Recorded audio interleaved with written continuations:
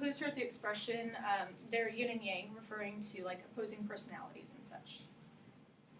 Okay, so now think about which one are you? Are you yin or are you yang?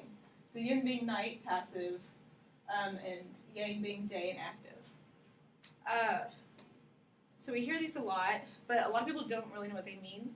So that's what I'm hoping to achieve today, is that y'all will maybe know a little more about this. I know a little bit about Taoism because I took a philosophy course, and it really stood out to me.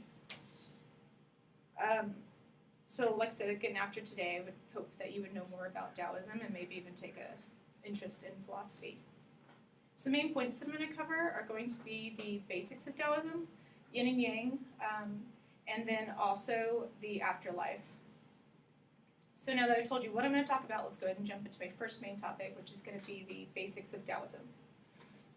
So Taoism was created by Lao Tzu.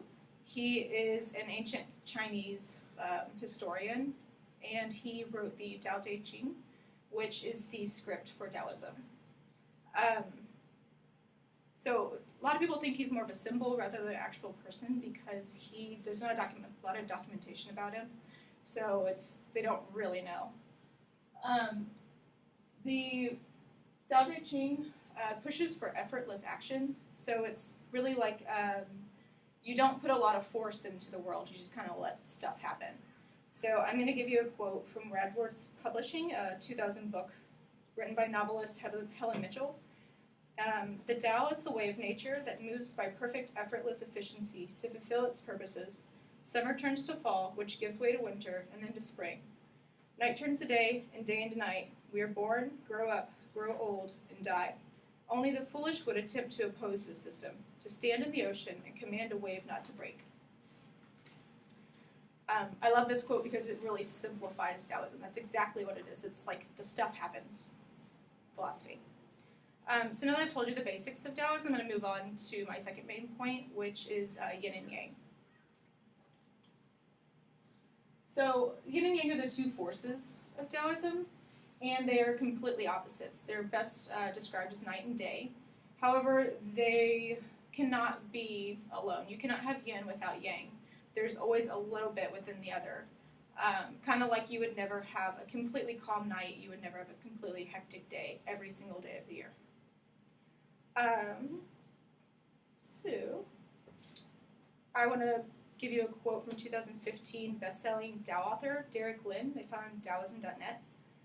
Something can only be big if there is something else that is small by comparison. Good exists in the world so long as bad exists as well. And this is really just shows you exactly what yin and yang are. You can't have one without the other.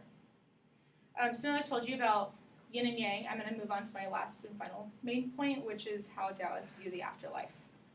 Many religions focus on a god or a deity, and they want to appease them so that they can be happy in the afterlife.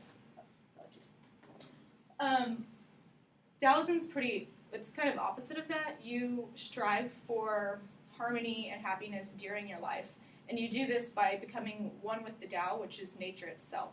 So the closer you are to nature, the happier you are. So for them, whenever you die, you really become back one with nature, revert back into it, and that's the happiest you can be. So I want to summarize from a 2016 Opposing Views article written by Jonathan Vankin.